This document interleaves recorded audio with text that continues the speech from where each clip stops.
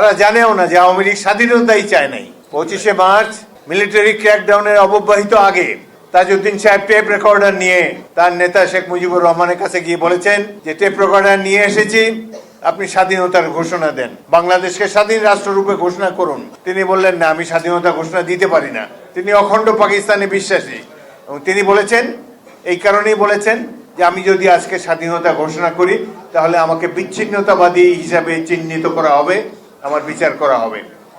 25শে মার্চেও তিনি চিন্তিত তাকে পাকিস্তান ভাঙার জন্য অভিযুক্ত করা হতে পারে, অথচ তার বলে এসেছে, তার দল বলে 7ই মার্চে নাকি তিনি স্বাধীনতার ঘোষণা দিয়েছেন। কতখানি মিথ্যা সবর্ব। এই কথাটি এই জন্যে বললাম যে আওয়ামী লীগ স্বাধীনতা চায়নি, চাওয়া সম্ভব না।